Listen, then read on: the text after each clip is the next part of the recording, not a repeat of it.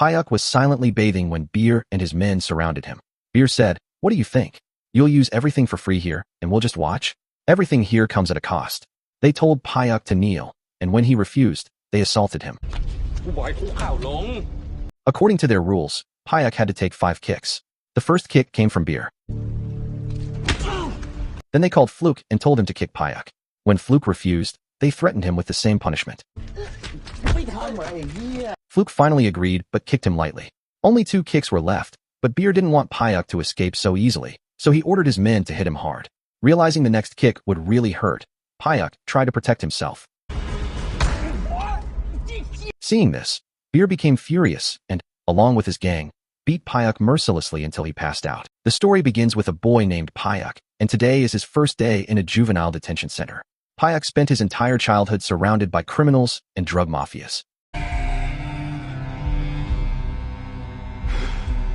His mother used to sell drugs to make ends meet, because of which his teachers often humiliated him in front of the entire class.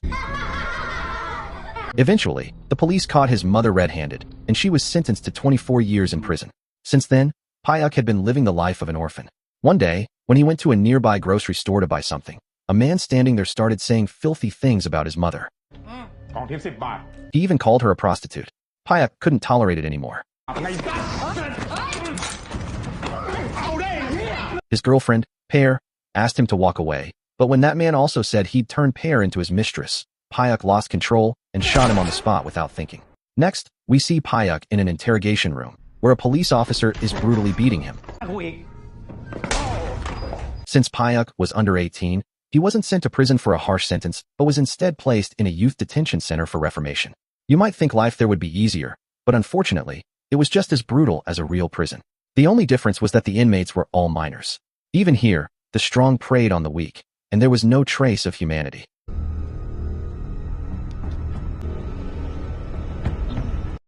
Along with Payuk, another boy named Fluke was also brought in.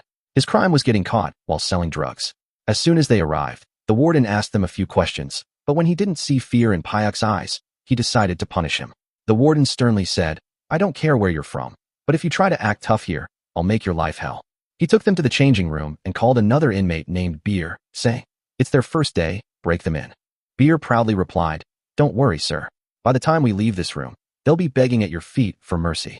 After the warden left, Beer told Payuk to take off his bandage, stripped him, and mocked him. Then their heads were shaved. And this was just the beginning.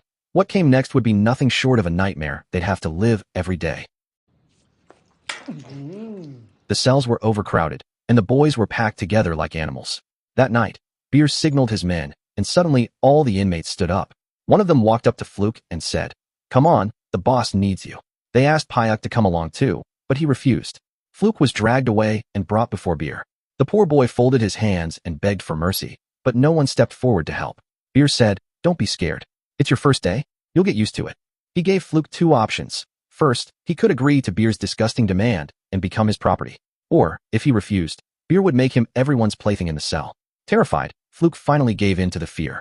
Meanwhile, everyone started beating Payuk with kicks and punches. He was beaten so badly, he couldn't even get up the next morning. Somehow, he managed to make his way to the cafeteria. All eyes were on him. The detention center was divided into blocks, each with its own leader. In Gus's block, one of the boys said, "Boss, this is the boy I told you about.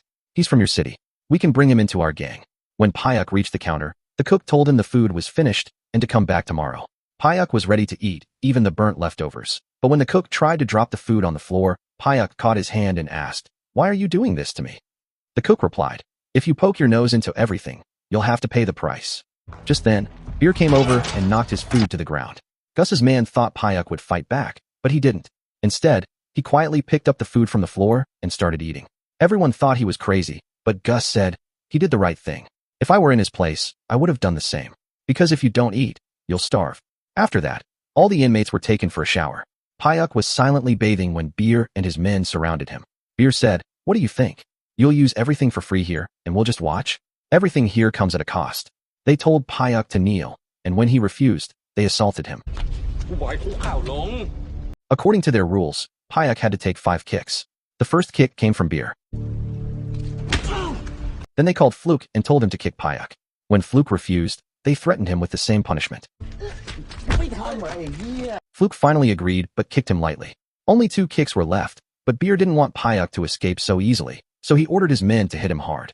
Realizing the next kick would really hurt, Payuk tried to protect himself. Seeing this, Beer became furious and, along with his gang, beat Payuk mercilessly until he passed out. Then we see a flashback of young Payuk boxing to earn money.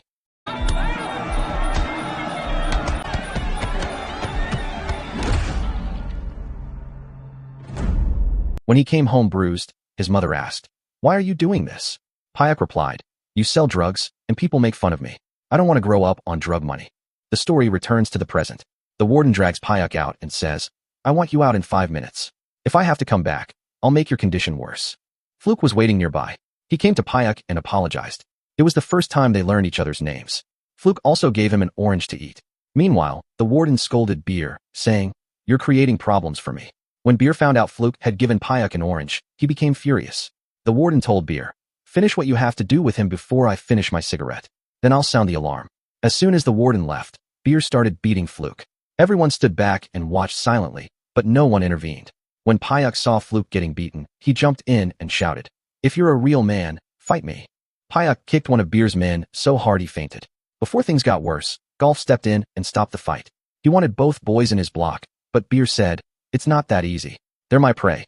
A while later, Gus arrived and confronted Beer. After a heated exchange, Beer agreed to give up one of the boys. Golf chose Payuk. Now Payuk was part of their gang, and touching him meant taking on the entire gang. That night, while everyone was asleep, Gus noticed Payuk was still awake. Payuk asked, "Why did you save me and leave my friend with those monsters?" Gus replied, "Because you're not like him. He's not stubborn. He'll do whatever they say and survive. But you wouldn't have lasted even a week among them." Payuk thanked him for saving his life. Golf gave him a wooden knife and said, "I made this with my own hands. If you ever need it, use it." That night, Payuk slept peacefully. But for Fluke, the night was horrible. To punish him for helping Payuk, Beer and his men beat him throughout the night. The next morning, when all the inmates were being brought out, Golf saw Payuk was still sleeping. He tried waking him up, but Payuk didn't move. For a moment, he thought Payuk was dead. But suddenly, Payuk jumped up and put the knife to Golf's throat. When Payuk regained his senses, he realized he was no longer among monsters. After that, Payuk's life slowly began to improve. He started enjoying the company of the new gang. Sometimes, Gus would even give him his share of food, which helped him recover quickly. On the other hand, Fluke wasn't so lucky. Beer and his friends continued to mentally torture him every day. It seemed like Fluke was on the verge of breaking down. A few days later, Pear came to visit Payuk. A faint smile returned to his face, but he had no idea that his happiness would be short-lived. Pear told him that his mother was no more. She had taken her last breath inside the prison. Hearing this, tears welled up in Pyuk's eyes. He couldn't hold back and broke down. The woman said, "I only came to tell you that their funeral is over, and from now on, I won't come to see you anymore." Pyuk said, "I have no one in this world except you. Please don't leave me." Tears were in his eyes, but she didn't look back and quietly walked away. Meanwhile, we see Gus talking to his father. His father said, "I've arranged for your schooling and a job. Once you're out of here, you can live a normal life again." Gus had been serving his sentence for over 10 years and wanted to start fresh with his father.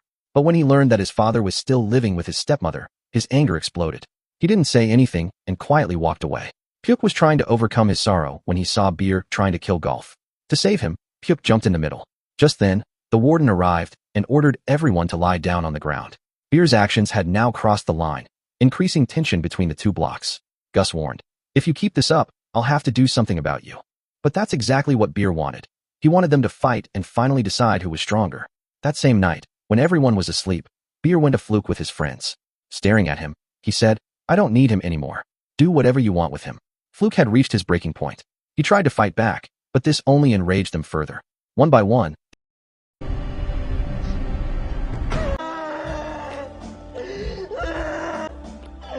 humanity died within those prison walls.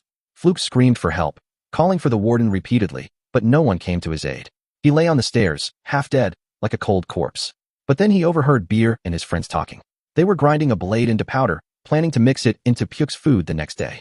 They carried out their plan with the help of the cook, and now just had to wait. In Gus's group, everyone shared their meals, so it wasn't guaranteed that Pyuk would eat that particular plate. Beer said he didn't care who died, someone had to die today. In the end, when the plate came to Fluke, he snatched it from Pyuk before he could eat and devoured the whole thing himself. The powdered blade sliced through his throat down to his stomach, causing him to writhe in pain. Pyuk tried to save him, but Gus told him it would only cause more pain. They couldn't save him. His death escalated tensions between the two groups, and Gus finally agreed to a gang war. They chose the next day, when the warden and guards would be busy elsewhere. Fluke was deeply shaken by his friend's death. He stopped talking to anyone. Gus told him, "What had to happen has happened. You can't change it. Tomorrow, it could be me or anyone else here. Will you mourn everyone?" The next day, everyone gathered in the yard.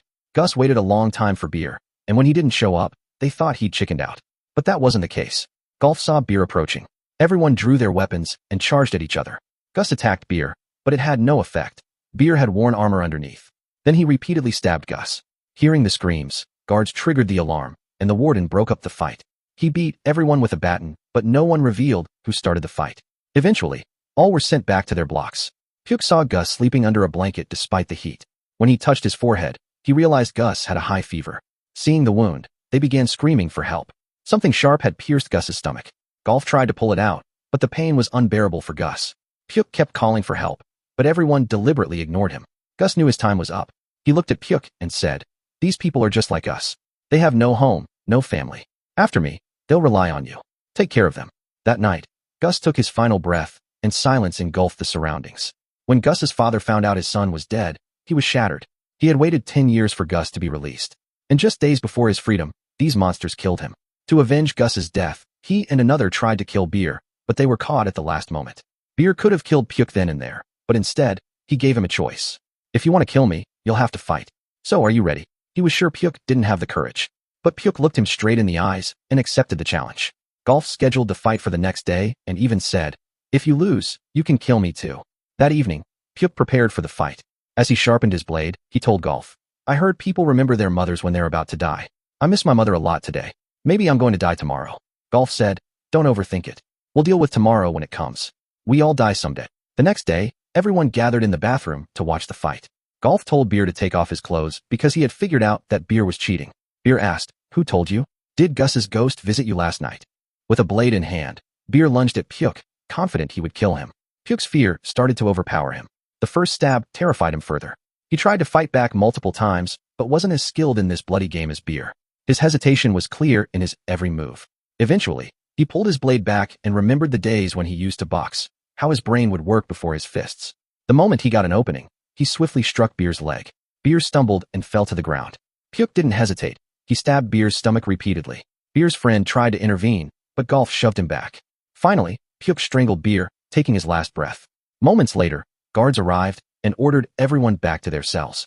The warden beat the three of them with his baton and yelled, "You filthy sewer rats. When you don't care about your own lives, how can you expect us to?" After the beating, he locked them in their cells. Golf said, "Don't think too much. We didn't do anything wrong. Life here is easier now that he's dead." The next morning, Golf woke up to see Pyuk had been awake all night, staring outside. Soon, the warden came in, but this time his demeanor was different. He brought them food, delicious food. He said, "If you want meals like this every day, you'll have to leave this place. As long as you're here, life won't get better." The warden took them outside and told them they were being transferred to separate prisons, places far better than here. Golf and Pyuk thanked the warden for his kindness. As they were being loaded into the vehicle, they looked at each other one last time, silently saying goodbye. Pyuk had learned a lot about life during his time here, but now he had to serve the rest of his sentence alone. The warden had given them hope that life would be better in the new prison. But how true that really was, only time would tell.